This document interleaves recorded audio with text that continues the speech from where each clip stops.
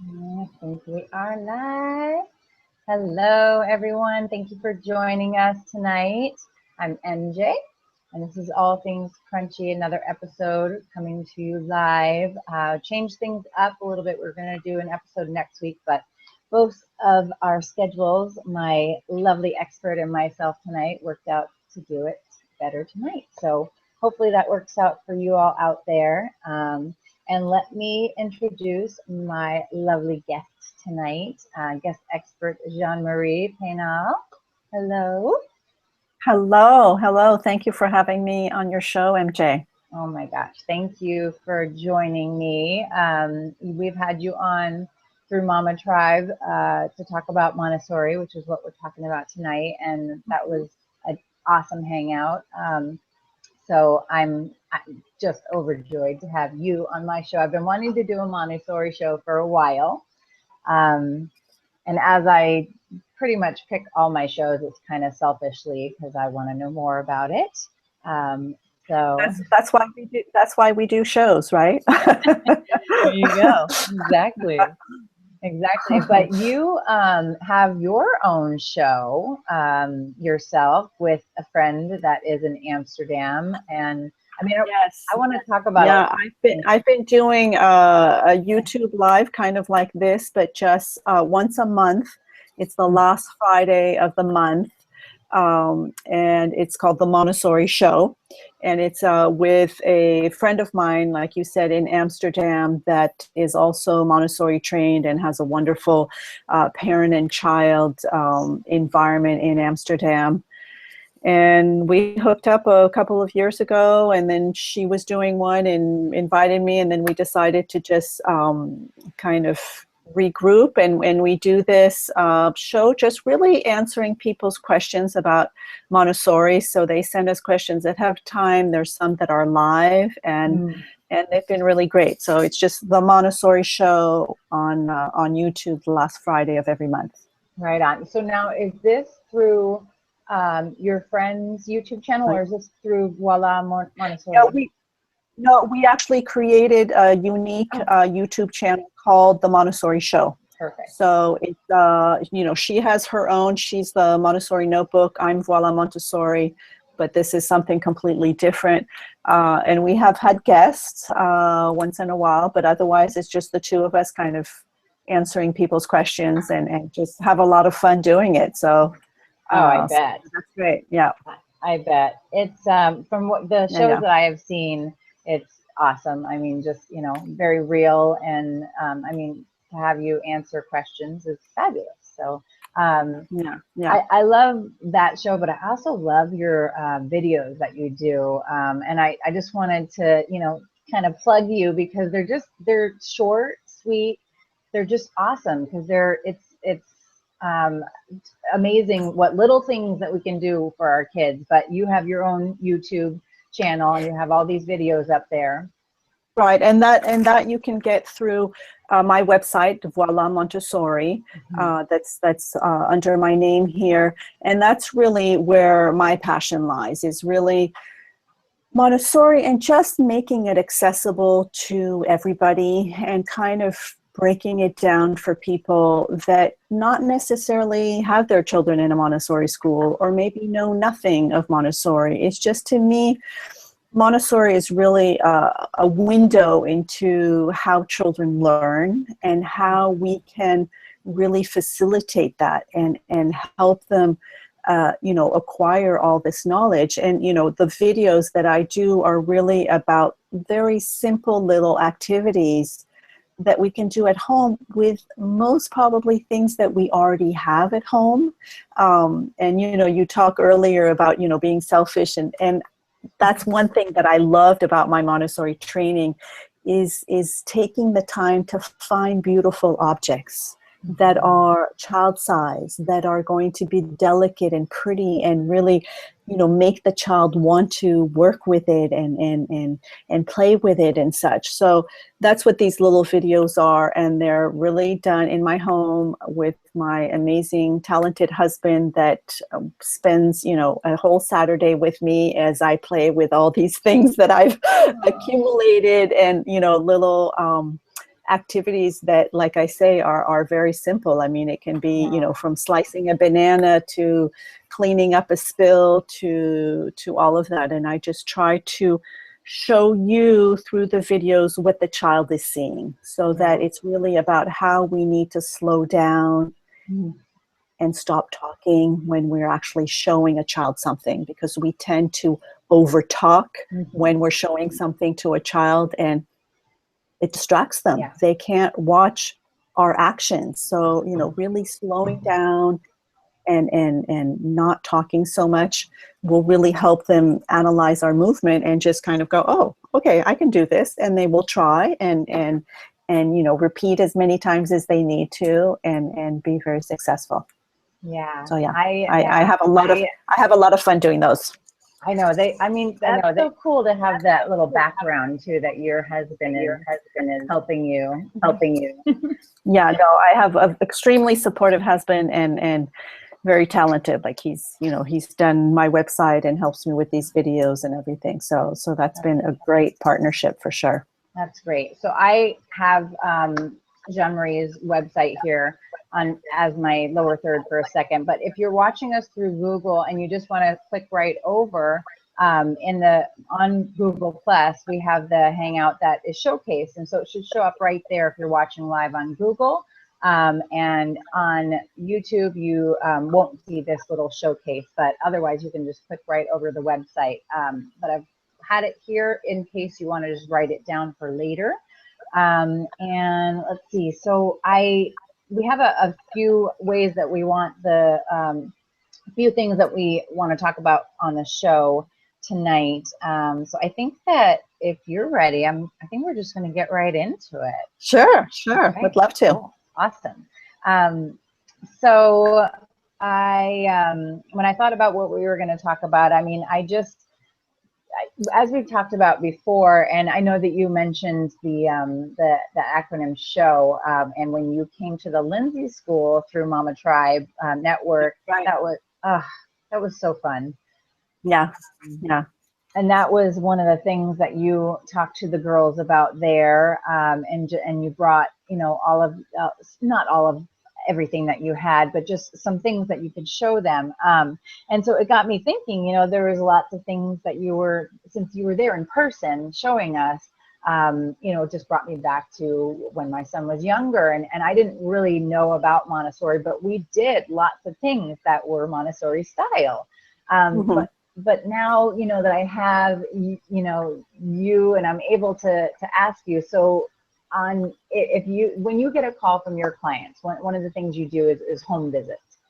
Yes. So you, and I know you'll talk about, you know, just, I'm sure it's super fun and you love it. But can you take me through like what you would do? I call up, I say, I'm pregnant, I'm really interested in this, and, you know, I've done my research and I know I want this is where I want to go. So, you know, just can you walk us through what happens when you show up, you know, how you go through the house, and, you know, whatever you like to information you can give us about this. Sure. So basically, I work with families, as you say, expectant families all the way through age 6. I love and adore expecting parents who call me and want that information in that you know, transition of life when they're expecting and they know things are going to be different and they want to prepare. So I have two ways of working with people. One is my local you know, my local families that I do get to actually physically go into their homes. And I have a lot of virtual clients where we actually do Skype consultations and such. And I work with families during a 10-month period. Really are going to look at different aspects of preparing our home, preparing ourselves, and just having information to kind of anticipate and be one step ahead of the game and knowing what our child is going to need. So for an expectant family, it's really going to be, first of all, I'm going to ask you, have you already started your registry? And I'm going to actually look at it, and I'm Oh, wow. actually going to probably take out a lot of things that I know you will never use and save you a lot of money. Oh, man. And then I'm going to suggest items that I find really appropriate and really, kind of explain what those might be. So that, that's one thing physically. Then we're really going to talk about, the environment that you have, what you're thinking. Like, are you already, set on where you want your child to sleep? Are you already set on maybe, co-sleeping and bed sharing or just room sharing? Oh, no, I want my child to have their own nursery. All of that. I mean, I'm really going to work with, what you already kind of have imagined or want, and I'm going to give you maybe my pros and cons, my suggestions, and my suggestions are always based on what I believe and what I have learned through, my training, my research is best for the child. Right. So it's really going to always come from the perspective of what is important for the optimal brain development, for the optimal, healthy personality development of the child.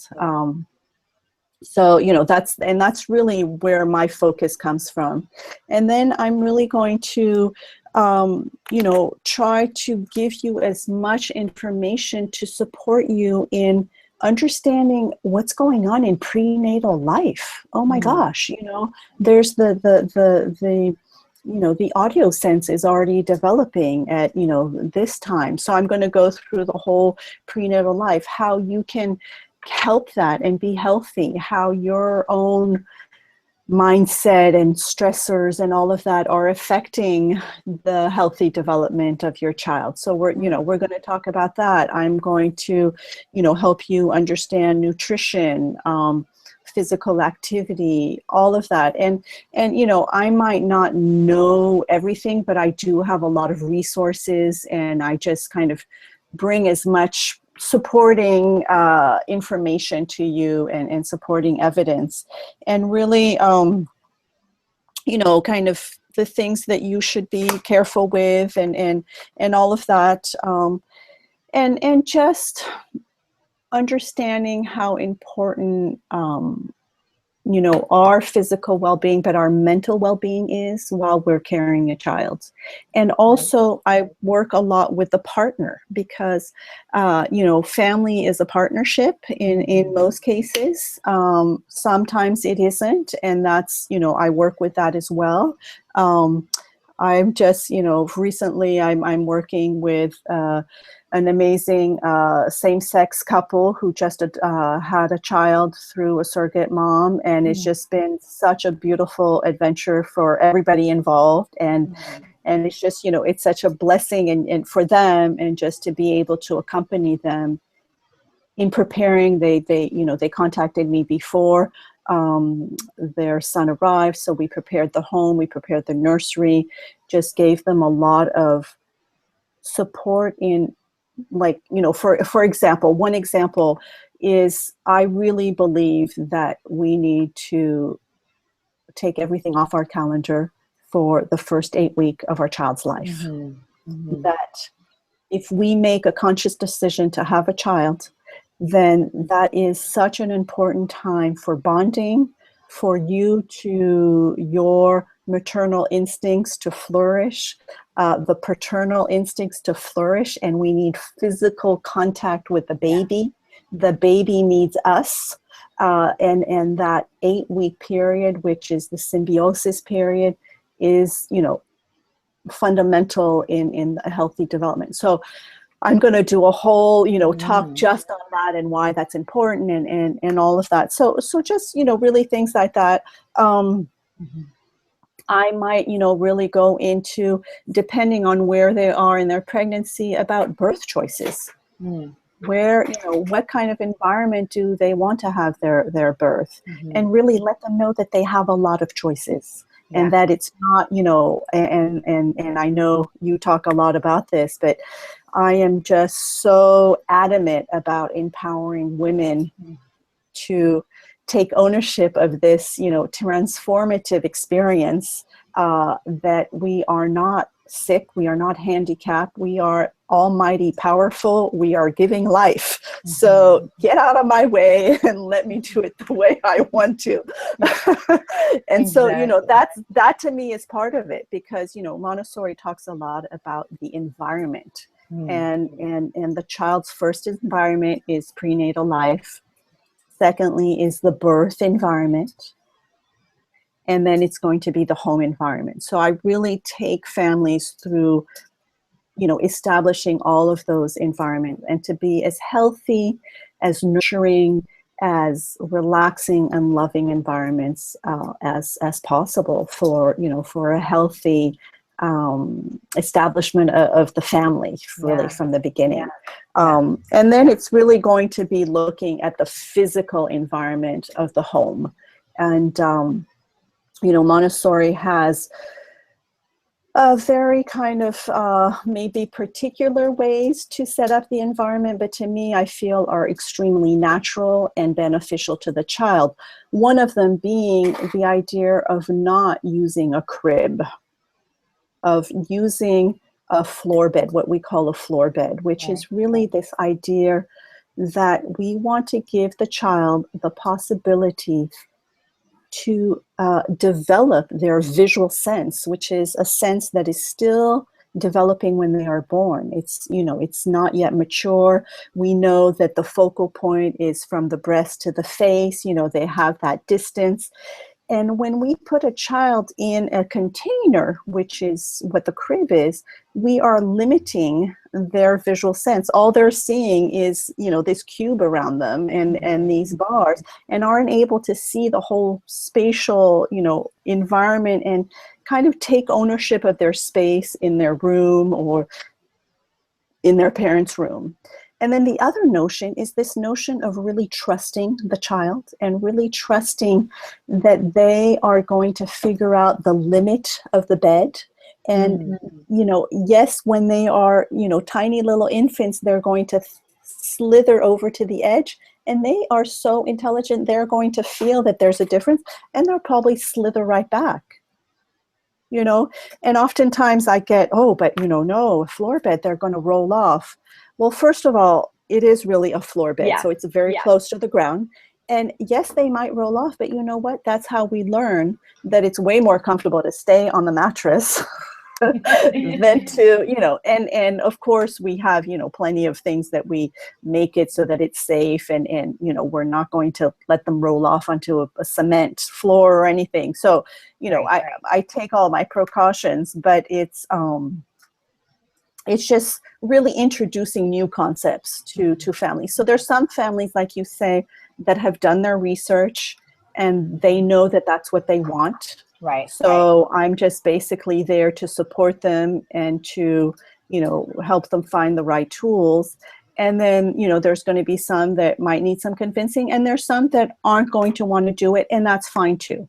I really want to be supportive to the family, and if that's just doesn't feel right and it's uncomfortable, I'm going to explain it, and eventually they will probably give up on using the crib because the child doesn't like the crib, and they're so yeah. And then there's just a whole range of kind of engaging activities, activities that stimulate from really the beginning, from as early as 2 weeks. We start introducing certain types of mobiles, certain types of grasping toys that are always made of natural material. I have some mobiles that you see behind me there that are very, very natural. I tend to always recommend not to purchase noise-making, battery-operated toys, so it's mobiles that are just move with the air currents and such, but there's a sequence. So all of that, it's just explaining all of that. And then it's really, because I work with families for a long period of time, we can go through the different stages so that, we go through, how are you going to feed? Are you going to breastfeed? Are you going to bottle feed? I mean, I encourage breastfeeding and explain why and give them the support that they need and such. And if that's not possible, then how to, probably properly bottle feed so that you have that connection and so forth. So it's a lot of just support and giving them good information, because I think a lot of parents want to do well, of course, and sometimes are maybe overwhelmed with too much information and just want to get it from one source, or don't have time to go researching, or are finding that they have conflicting information. So I really, decipher it and simplify it and just accompany families for as long as they want that support. Right. But education is empowering. So I think that it's scary too to know that a life is going to be in your hands and you've got to make all these decisions and take care of them. But it's also, for me, I was older and I was so ready to have a baby that I was so excited that I got to make these decisions, and that this wasn't, that I wasn't the auntie anymore. I was actually going to be the mom. And so, and just listening to everything that you're saying here about what you do, I mean, what a package. It's kind of, it's like you are grooming these newborn parents, because they have, it's all about the baby, but it's about the parents. Completely. I am information that I wish I had had when I was a young parent. I am sharing information that I have learned later on in my parenting career. Like my big regret is not having, gone back to school and do my master's in Montessori education before my children. And so it's all things like, oh my gosh, and so it's like, I have to share it. I have to, it's like, it's just so amazing to know all this. I can't keep it to myself. I have to share it with, new families and give them an opportunity to have that knowledge, because like you say, that's so empowering. And, the real thing is that when we become parents, what is most important is to be in tune with ourselves and really follow our very strong instincts, because I know that deep down, when we really listen to us and not listen to the chatter of, the in-laws or our parents or, the neighbors or whatever, but really kind of tune in, we know what's right for our child. We know what's right for our family. So to me, it's just empowering parents to have, to follow the instincts, but also have the research-based knowledge that they are making the right decisions, that it is going forward, and it is helping them and just empowering them.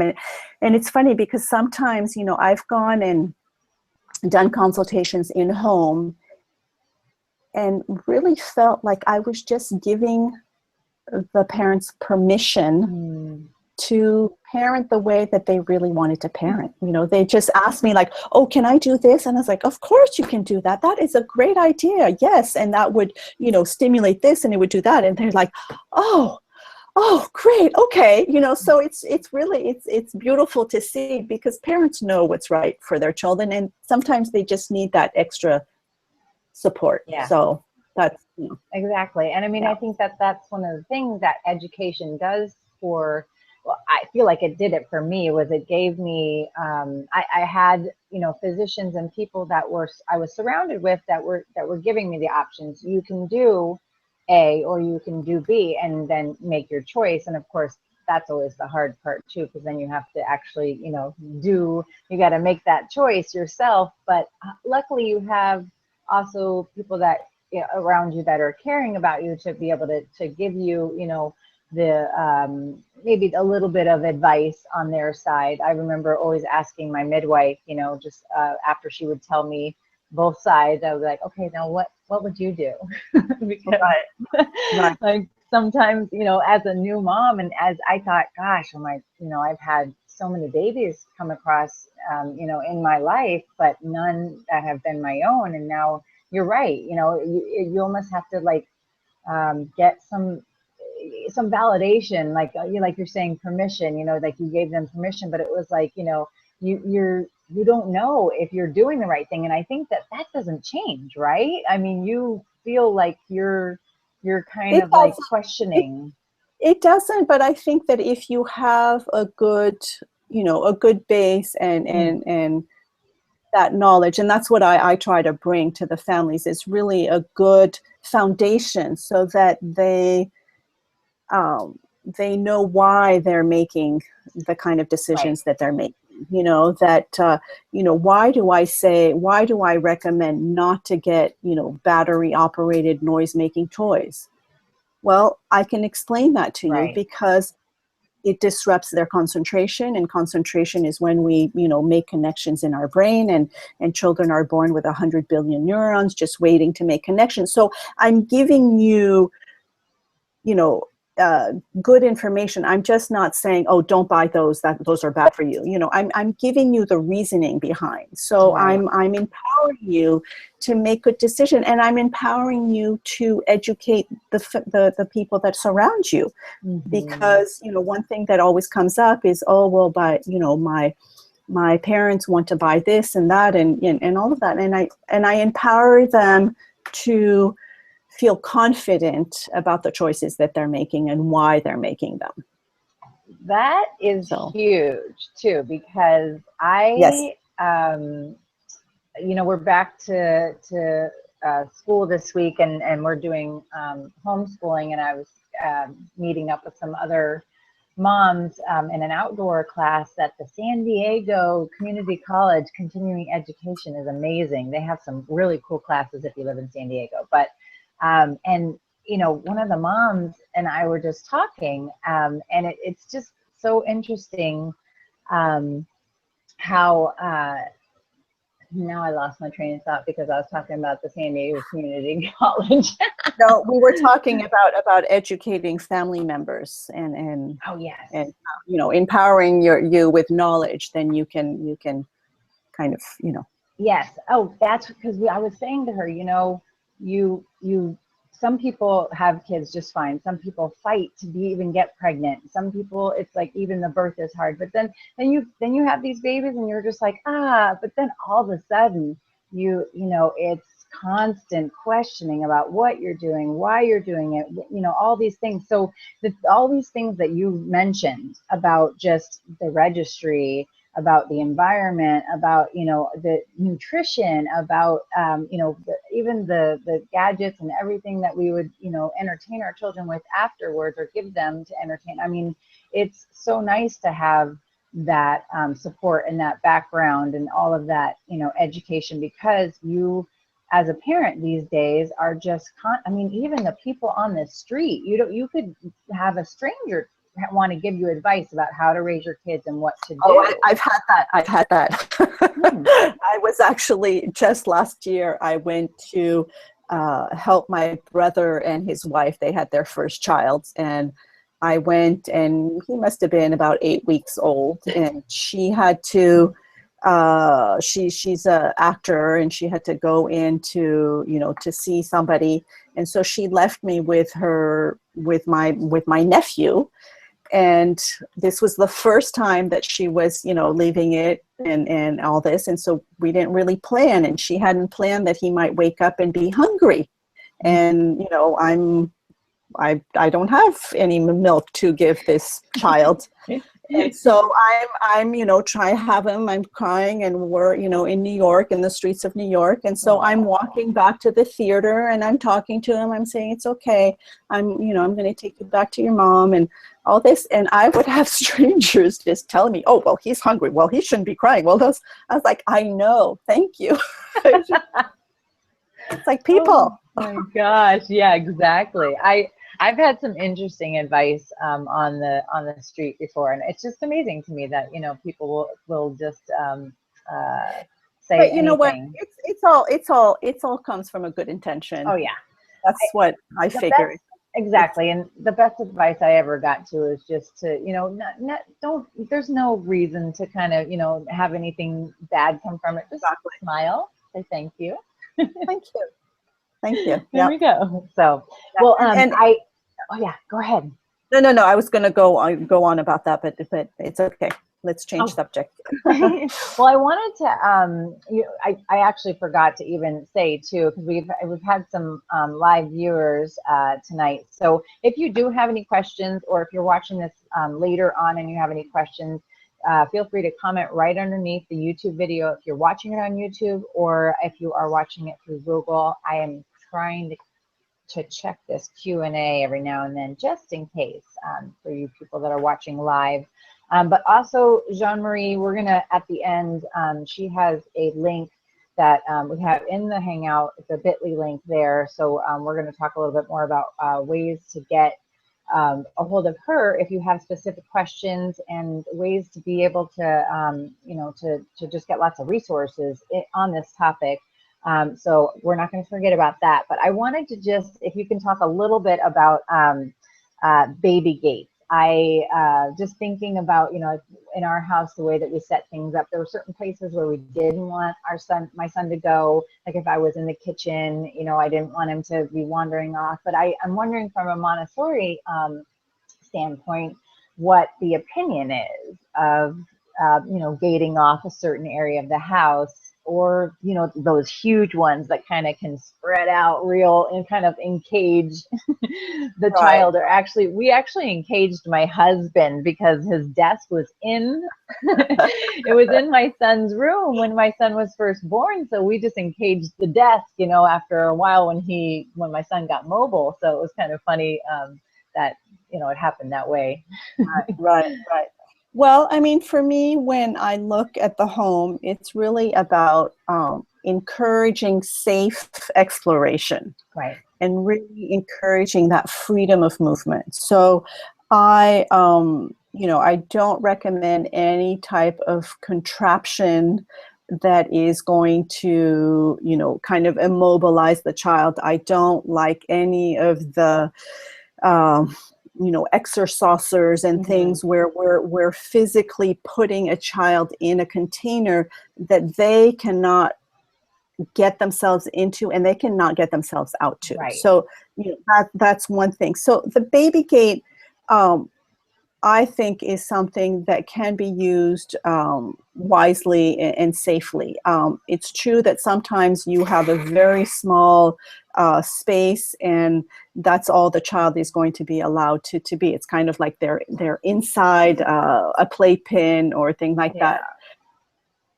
A baby gate, I think, if it's used, for example, there is a room in your house where it would just be too much work to make it safe, and you just don't want the child to go in there. I think it's fine. You either close the door and Right. you put a little hook at the top, and that's just not part of their environment. But for me, as much as possible, your home is their home. Yeah. And it's about welcoming a guest that has different needs than yours. You have to adapt that environment for the child's needs. And those needs are going to change very rapidly those first 3 years of life. For young parents, for parents with infants or expecting parents, I actually suggest that you get down and you crawl around your home. You see it from their perspective. They are seeing everything down low. Even our visual sense is up high. We put artwork, we put photographs up at our visual level. Let's bring some things down. Let's bring some nice family photos down low so that crawling baby can go and look and be intrigued and have something to also look at, and have beautiful artwork down low. So it's really about kind of adapting the environment for them. And so I would rather that you take the time to make the environment safe, and all the rooms, the kitchen, the bathroom, the living room, everything, so you don't need baby gates. Right. That would be my ideal. Okay. But there are rooms, there are situations where, there's a baby gate. I was just talking to a woman the other day about her son is in a nursery on a floor bed. She wants to leave the door open, but she's afraid because right outside, it's on a second story. Mm-hmm. Right outside is the staircase.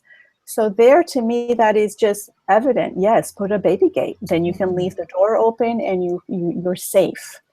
So it's more about making the environment safe for them to explore, but it's not about containing them and, you can only stay in this corner kind of thing. So yeah. Okay.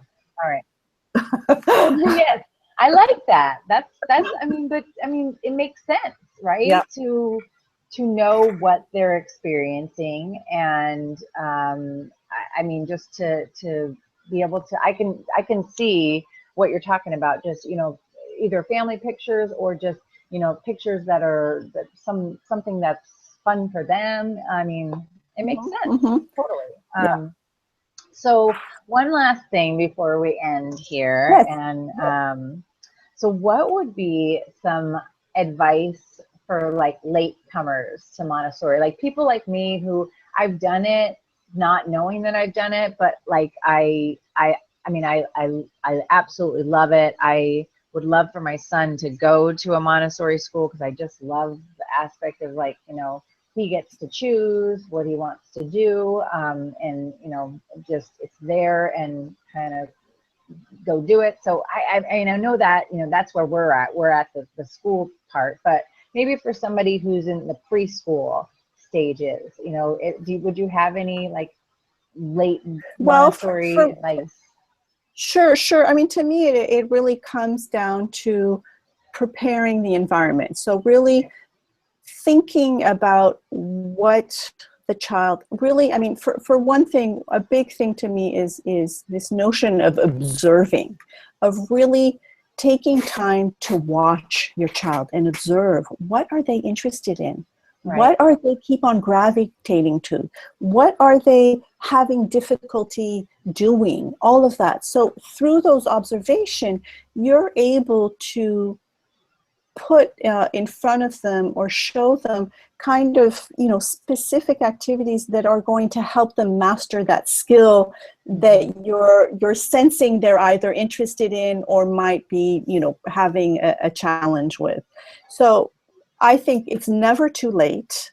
Yeah. And it's really about taking a different perspective and a different look at how our home is set up to make it as much for them to develop their independence. Right. They want to be doing things for themselves. Mm-hmm. So let's make it things available to them. I mean, how many homes that I go into, there are no step stools for the child to wash their own hands. Mm-hmm. They're still being picked up to the sink to wash their hands. I mean, how can you feel independent? Like, I can take care of this. I know how to watch, so it's just about creating an environment that they feel they can do things for themselves, that they are capable.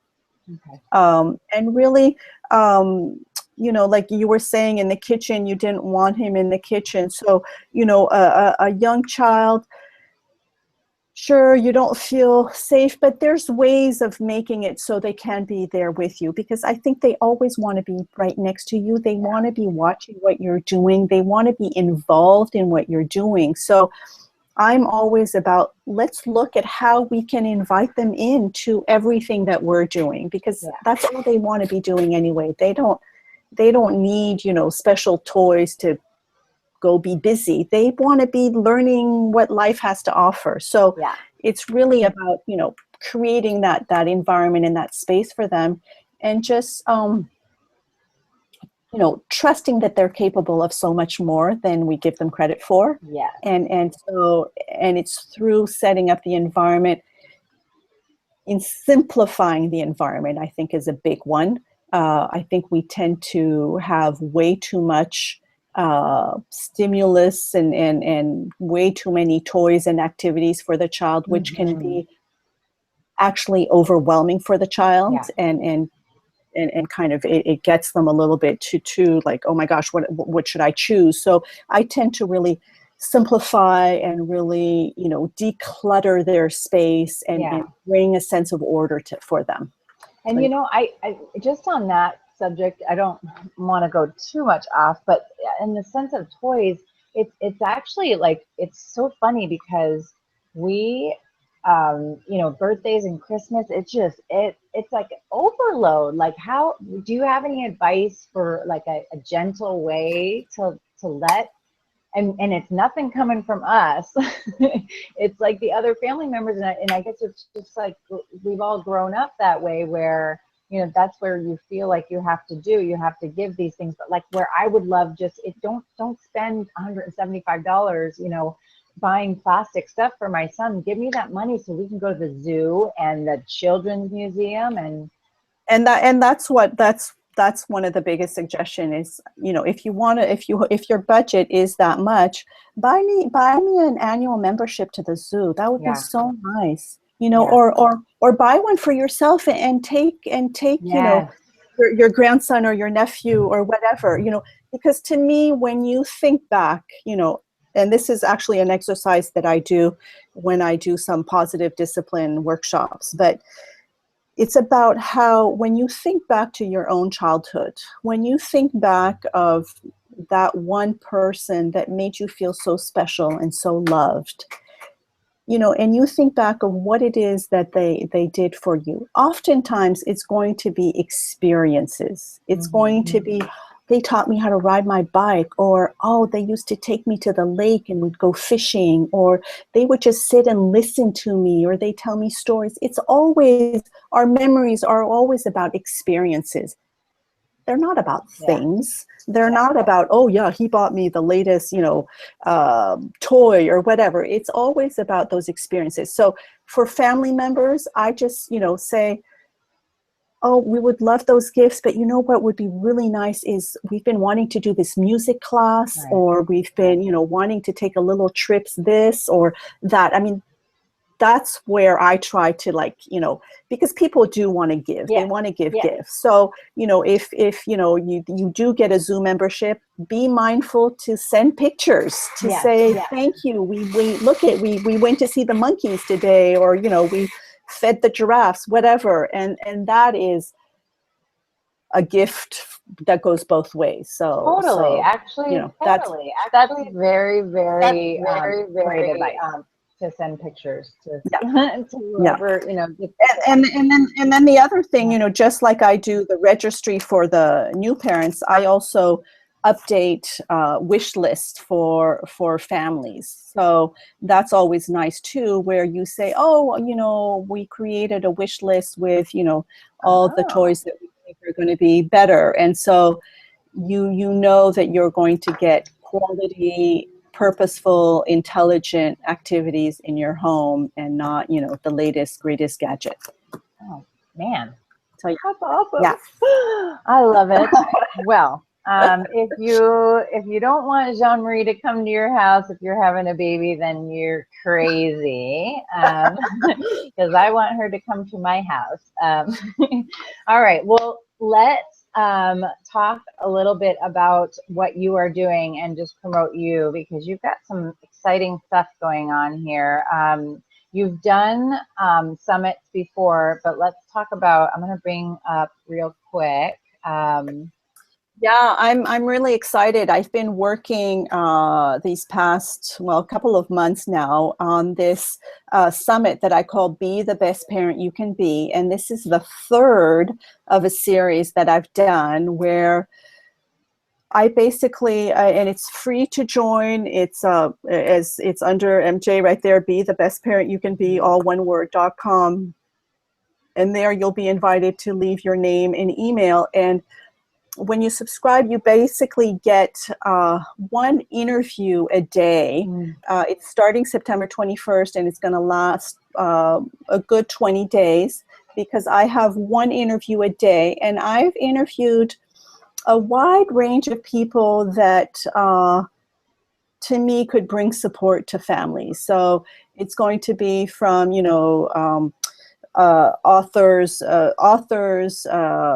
child development, parenting experts, mindfulness, nutrition, decluttering, minimizing, all of that. So it's and also support for parents who want to, be working, having their own business, and having family and all of that. So that's starting September 21st, and I'm really, really excited to be sharing that. So, join me, and I create a private Facebook group during the summit so that you can interact with the experts.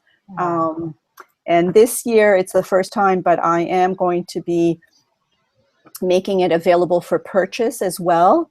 And part of the money will go to Project Left Behind, which is a nonprofit working with orphanages around the globe. And it's something that's very dear to my heart, to bring love and better living conditions to children everywhere. So so that I'm really excited to partner with them as well. So oh my gosh, that sounds That's awesome. Yeah.